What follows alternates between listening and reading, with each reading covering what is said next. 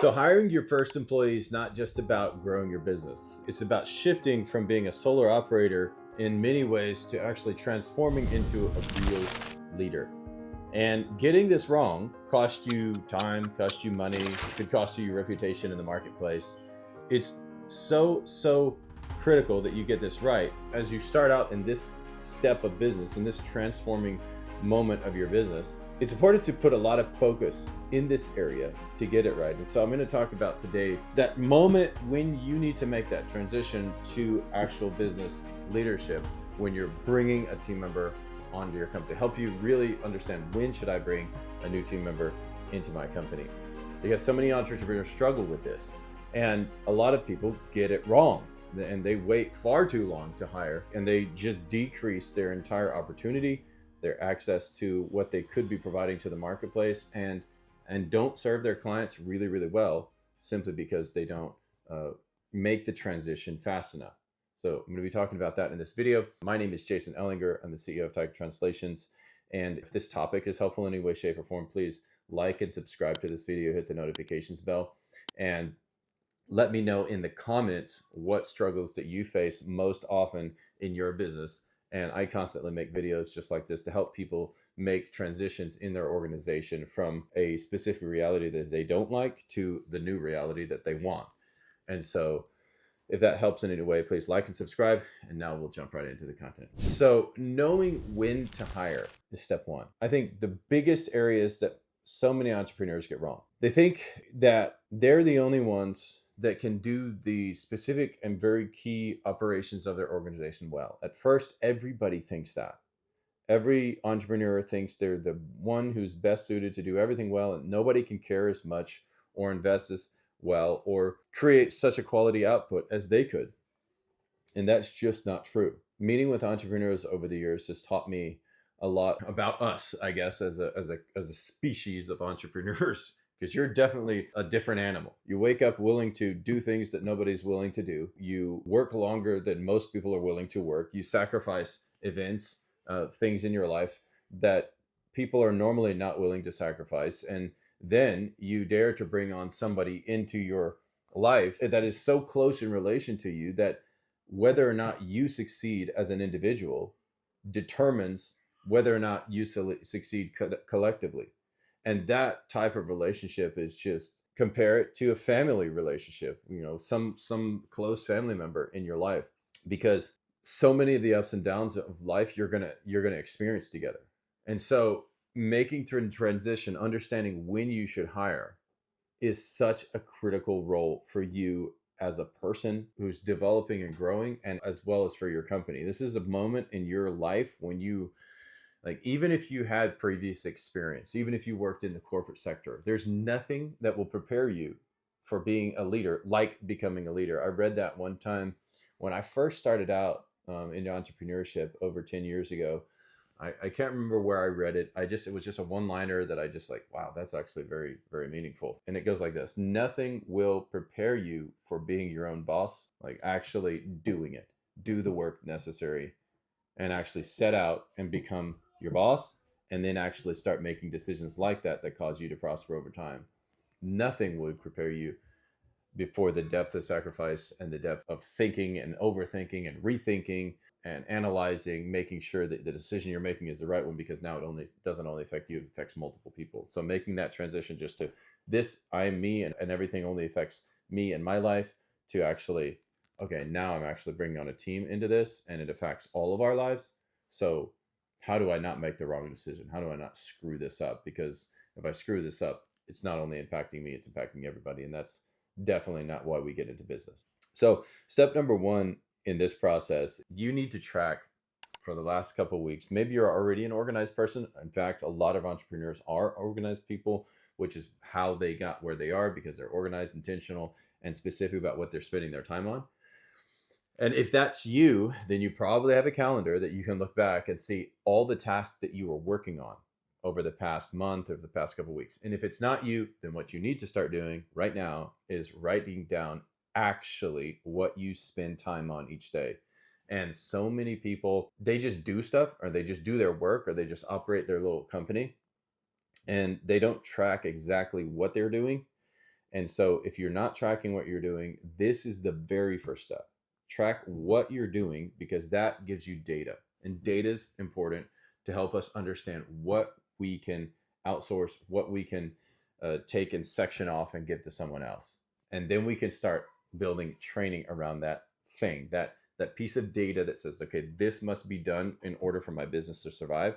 And so I can train someone to do that. And that, I think, is one of the most helpful things that you can do at the very beginning stages, because at first you have all these thoughts in your head like, man, nobody can do this as good as I can. Nobody can care as much about the client as I can. Nobody can produce such a quality outcome as I can. Nobody will show up on time like I do. No one will stay later like I do. No one will. And all those things, they're all false. Honestly, they're all false. If you have a solid vision, if you know why you're doing your work, which, by the way, this is the time when you figure that out. When you're right before you hire, you better figure that out. And if you are in business for something other than just making money, which is what you should be in business for, other than making money, I mean, it has to be a critical part of what you do, making money. But if it's the only thing that you do, the going is going to be really rough, because ultimately, when you do business long term, the sacrifice is going to be way deeper than the investment that you made in money and time. I mean, it's going to take way more of you. I think Patrick Lencioni is famous for saying the sacrifices that you make as a leader will vastly outweigh your compensation. It vastly outweighs the compensation, but it's also compensated in other ways that are more meaningful. You will never be able to overcompensate yourself as a leader for the investment that you're making into your company, into the lives of your team, if you do it properly. This transition part, starting to write down those steps, those things that you can see in your life and in your work day that you can take out, you can extract from your work day and then hand to somebody else. That is the very first step. And don't get caught in the analysis paralysis of thinking that you're the only one that you can. And I did it in the beginning. I mean, that for me, it was very much the case when I was thinking about hiring our very first team member. I remember sitting in my office back then, and I was like, man, there's just nobody who can do this like I can.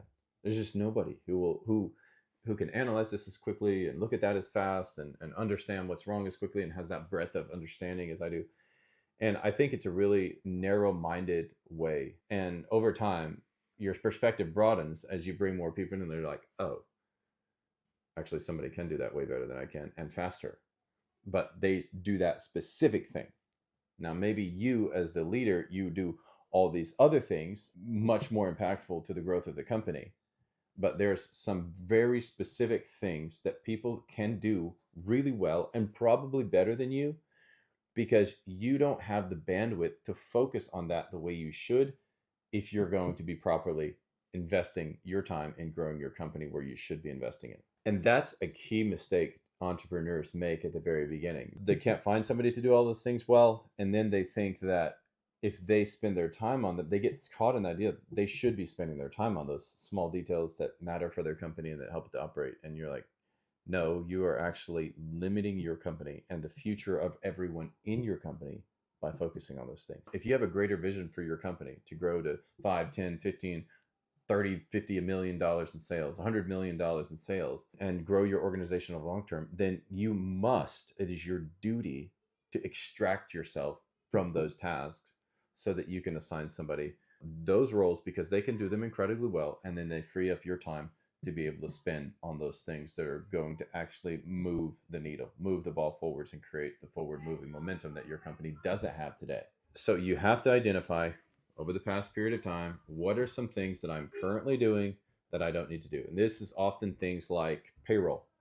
Like, nobody else can do payroll for our company. Maybe you have a team of 4 or 5 and you are afraid to release payroll function because you simply don't trust people. And I actually had that problem. I was like, I don't trust somebody enough to give them full access to my bank account in this area.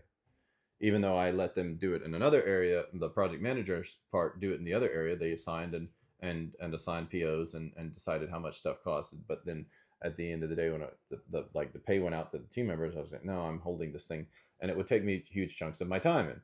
And it was like, well, my financial guy's like, look, I can take that over for you. And I'm like, I really had to do an introspective moment, because I've been burned a lot of times in my life And I had to say, okay, is this something that I'm keeping myself because our company needs me to keep this? Or is this something that I'm keeping because I simply am insecure? And more often than not, you'll find that there is some element of yourself that needs to be changed, that needs to be improved in order for your business to grow. And so in this instance, I understood that I needed to improve as a person on an individual level. I needed to trust people. I needed to trust my team more. It's like, you know what? I hired you.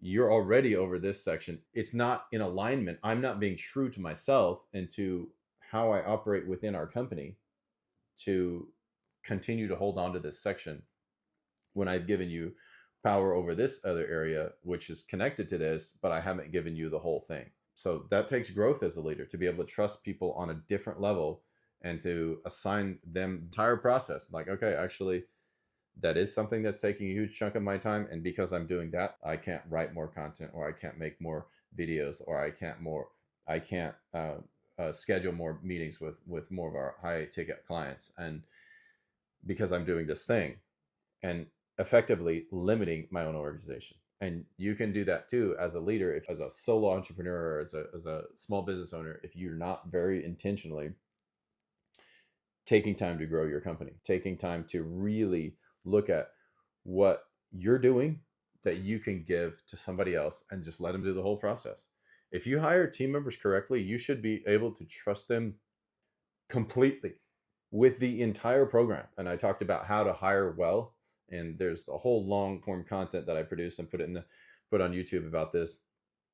And it talks about the entire process of hiring really, really well, because over the years, if you learn to hire well, you don't have to worry about trusting people. If you hire well, they will perform, and they will trust you to perform, and you must trust them to perform.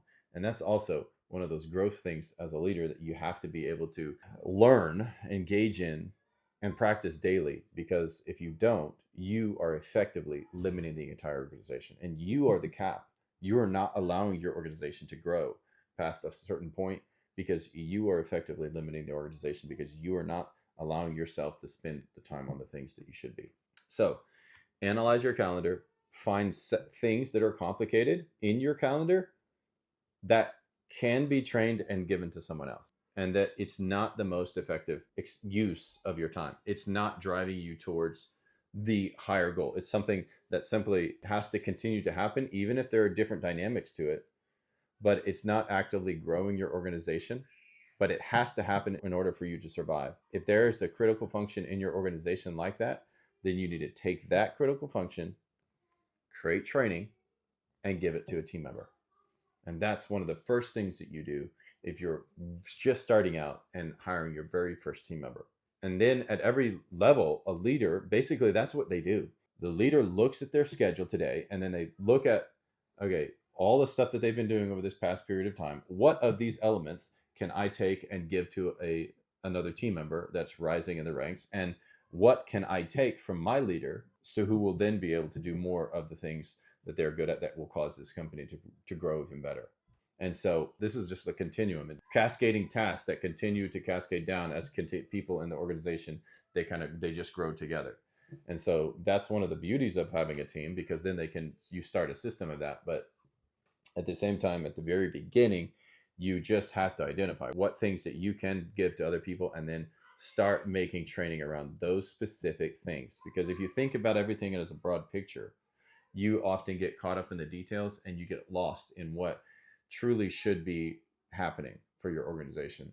But if you focus on specific sections of work, and just saying, okay, this section of work needs to be done, and I need somebody else besides me can do it. If I give them the tools and empower them to do that, then that's something that I can definitely get off my plate and give to somebody, and allow myself to be able to do more useful things for our organization. What role should you hire first? This is a complicated question, because a lot of times, as the CEO, the owner, the actual chief everything officer, you're going to be doing multiple roles. You're going to be doing stuff in accounting, you're going to be doing stuff in marketing, you're going to be doing stuff in project management, you're going to be doing stuff in quality control. And you're like, oh my gosh, what should I hire first?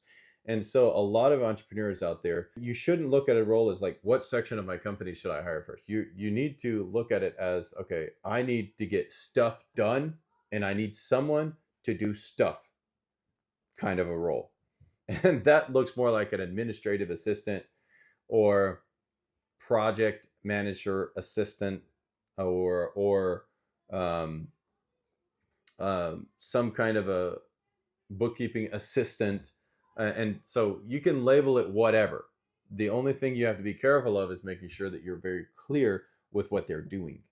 You have to know exactly what they're doing, which kind of sounds comical, but a lot of entrepreneurs are like, oh my gosh, I'm working 18 hours a day and I just need help. Please, someone come help me.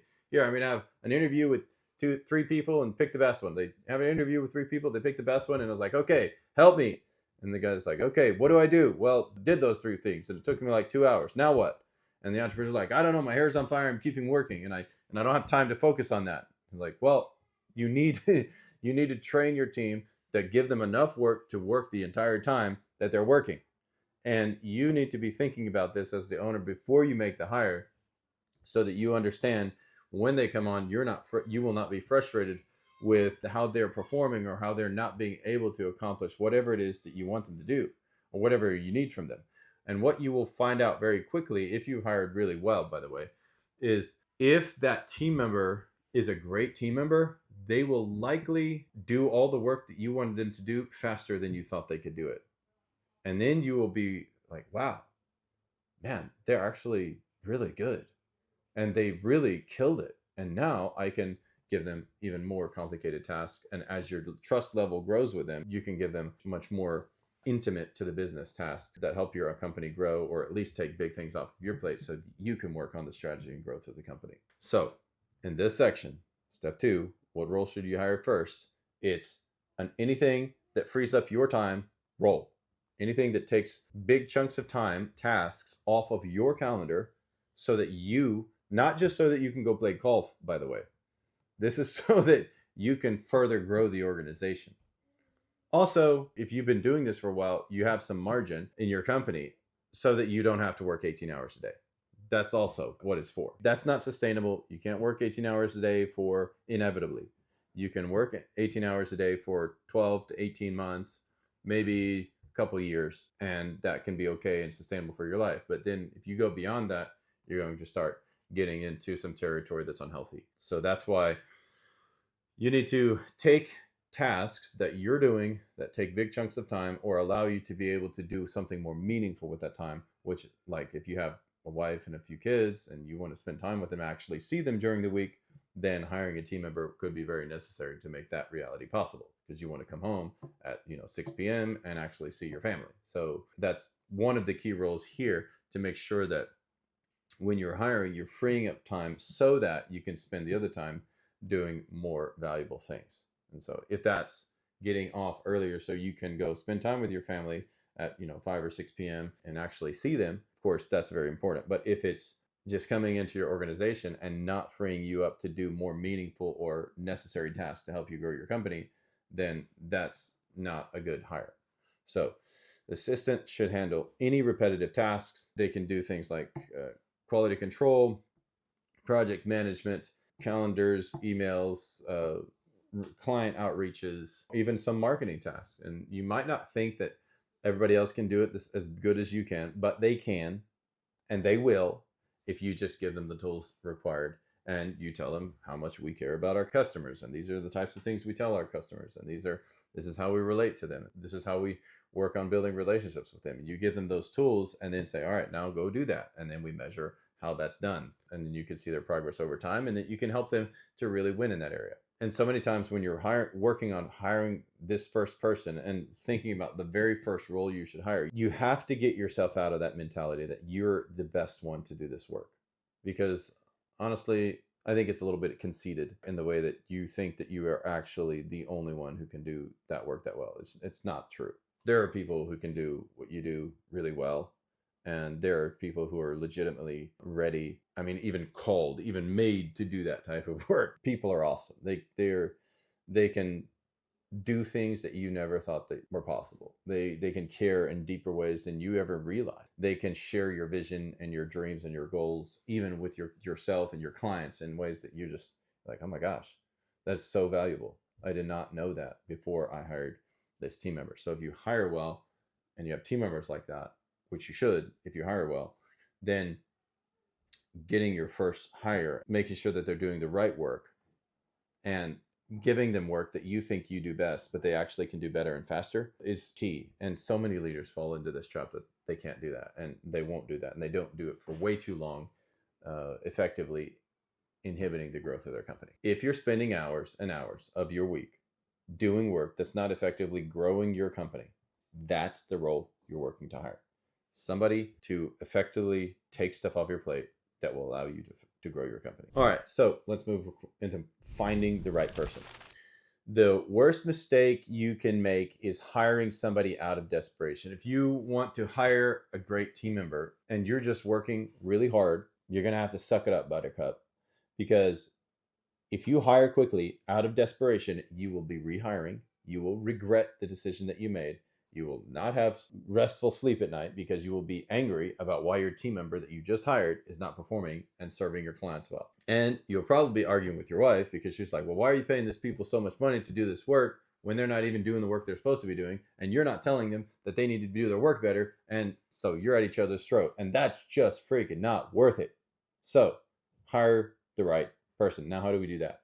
Don't hire out of desperation. Don't just look for skills. You look for somebody who understands your vision, gets fired up about that vision, can actually get excited about it, and then values the things that you value, like can fit in with the culture that you have as a person and you would like to see created in your company. Because hiring a team member is one of the most expensive investments that you will make in your organization for the long term. If you do it well, it will create returns beyond your wildest imagination. You will be able to do things that you've never done. They will be able to bring aspects into your organization that you never realized were possible, and they will care on such a deep level that you didn't even realize was it possible for somebody to care that much about the thing that you created. And then they will help you build that and enhance its value in the marketplace. It's just one of those wow moments in life where you're like, man, that helps you to remember that humans actually can be freaking amazing if they aspire to do so. And so hiring the right person is key to making sure that when you bring that person into your organization, that it is really legitimately somebody who understands your vision, who can get fired up about it, and actually value what you value. Value the characteristics that you think is necessary for you to get to the next level. So they have to be taking initiative without being asked.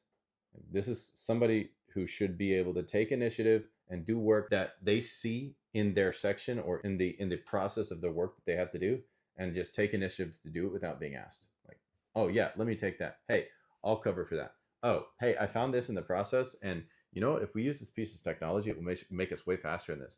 You know, in another job, I did things like this, and it really helped us to be able to streamline something. And you're like, really?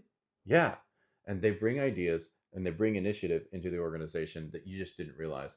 And so you're looking for somebody who's creative, outside of the box thinker, who can actually bring in value to your organization, who adds value, not just receives value from you or shows up to receive a paycheck. That's a terrible reason to have somebody in your organization. It's one of the elements of them being there, right? They have to get paid to eat and feed their family, but ultimately they need to be there to be fired because they're fired up about the vision and they adhere to your values and your culture. If you have not defined what your values are for your company, this is the time. You literally should not hire if you don't know why your company exists. If you don't have a ultimate vision for your company, and if you have no values set out around how you behave, don't hire, because you're going to be so frustrated so fast. And it doesn't take a ton of time. Don't get into that mindset where it's like, oh my gosh, I have to set the vision and the tone and the culture and all this thing for my company. It's not that difficult. It's simple as answering 6 key questions. I made a series of videos about answering the 6 key questions of business. It's around the book called The Advantage, Patrick Lencioni's book called The Advantage. And you can go through and you can watch my 6 lessons on that. It's free. It's on YouTube. I just put it out there because I know those are so key that they feed into every other section. And so Go watch those videos. You can learn more about why your company exists and what the core values are and how do we behave and things like that. And that really helps you to understand who you should hire. And it helps you understand who you should not hire, because a lot of people don't have those values. And if anybody doesn't have the values that you have, probably not a good fit for your specific organization. There is somebody else that has their values in a different company and they should go work there. And you just don't need to make the mistake that thinking that anybody with any values can come and work in my organization, because that's simply not the case. You have specific values that are unique to you, and people who work with you should value those things, because if they don't, you will have a really hard time working together. So you shouldn't work together, and that's okay. All right. So the third thing that you're looking for in finding the right person is they need to have a history of problem solving. So if you're hiring at the very first stages of your company, there are tons of problems, believe me, in and through your organization, even problems that you don't even see or realize that are that exist. Because every human, I think, has a very narrow-minded way of seeing the things that they're really good at and actually solving those problems. And then when you bring another human aside that human, that person also has their specific and narrow special way of viewing things and solving problems. And then adding a human actually broadens your ability to solve problems better. So now it's not just your narrow view, but now it's your narrow view plus their narrow view, which 1 + 1 is 2. Now we have 2 narrow views and we have a broader view. And so we can bring another person and we can have an even broader view of problem solving. And that's really how I view the process of bringing team members in. They actually have incredible enhanced ability to solve problems in a deeper way if you bring in somebody who can solve problems. So we're looking for initiative. Are they willing to do stuff without being asked? Do they have the same values that I have? And can they tie into my vision? The third thing is, do they have a track record of solving problems? And how can you find out if they've had a track record of solving problems and really work through understanding this team member will enhance my ability to solve the problems that our business face, and maybe even identify other problems that I didn't realize that were hindering us. So that's a really important key about hiring. I made a very comprehensive video on hiring. I think it's still posted on YouTube. And if you want to go see that, go check it out. It's just like the entire process of hiring from the beginning to the end. And I've made multiple videos around this subject because it is such a pain point for entrepreneurs out there today. And I had my own problems as I learned the process. So go watch those. All right. Hiring slow and firing fast is not just a saying, it's a survival strategy. You have to be able to hire slow and fire very quickly when you find out somebody doesn't work on your team, because the longer you leave them on your team, the more of a weight it's going to be for you as you continue forwards. But if you've got great hires on your team, then you just go pedal to the metal and work and work and work and build your organization. If there's anything more that I could say in this section that you should do, and when you're first starting out, it is take more time to hire. Make sure your values and culture and your vision are established, and then take more time to hire. I know it's painful. I know it's hard. I know it has to do with interpersonal things, and there's some limitations, some even psychological things that you've struggled with in your life to get you over those barriers to be able to hire well.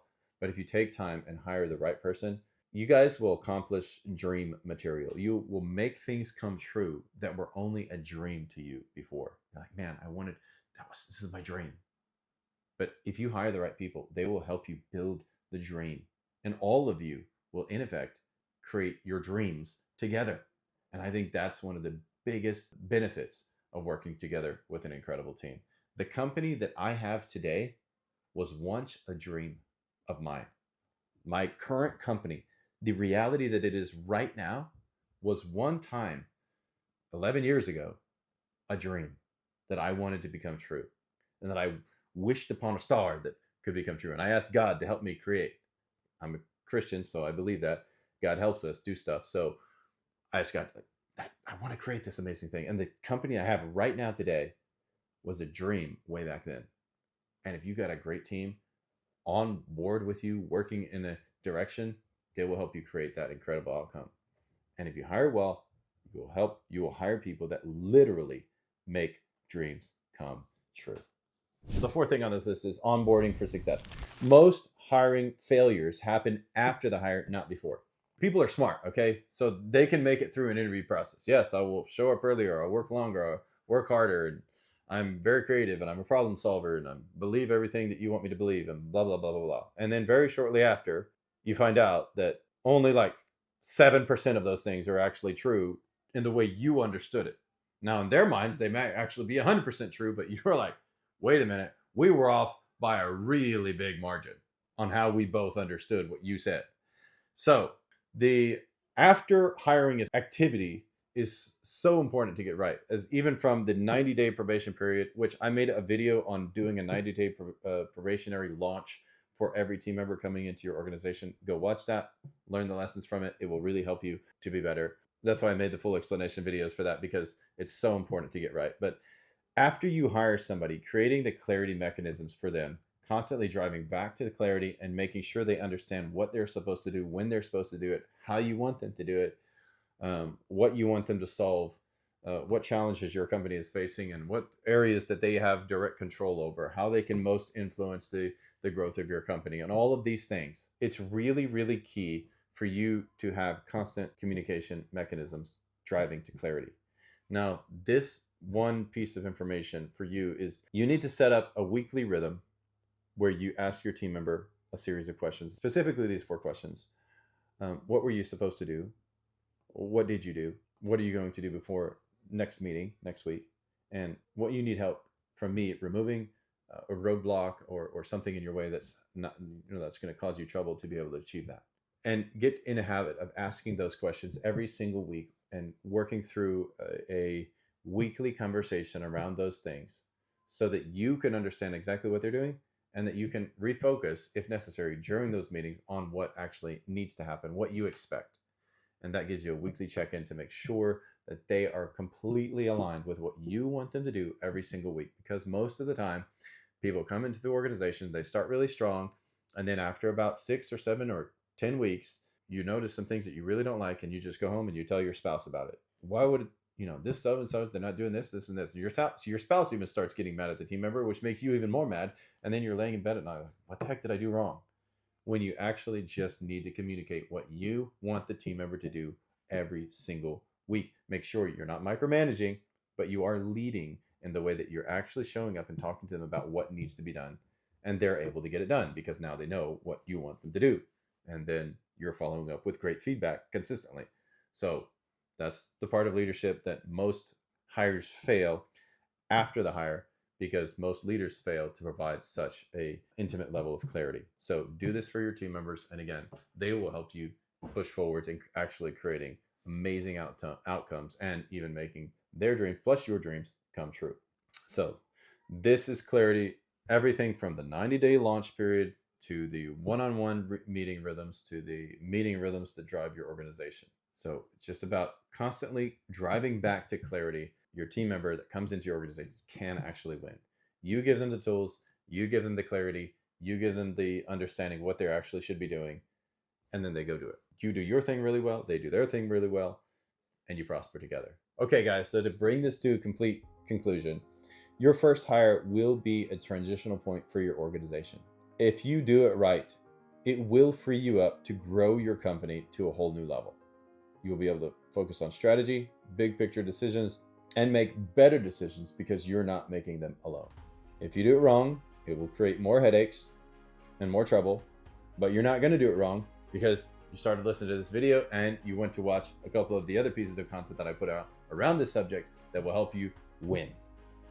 And if you haven't, go check out the other videos. This is the time. So take your time, understand the tasks that you need done by the new team member, find the right new team member, then clearly communicate to that new team member, and then take your business to the next level. If this helped in any way, please hit subscribe, please like the video and share it with a friend, or share it with an entrepreneur that you know that could use some help. Or maybe share it even with an old leader that you're like, my gosh, this leader, if they would have done this, they would have been so much better. So you can share it with anyone, but please take and share this video and comment below on some of the struggles that you have faced in your business or that you have experienced in another business where the leader didn't communicate clearly, or where they just, this certain element of the work was not there, was not up to par like it should have been, and you couldn't make it there because a lack of clarity or whatever the problem was. Comment below.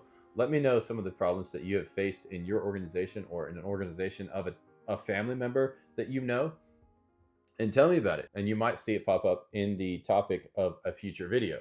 So thanks for watching, and I will see you in the next one.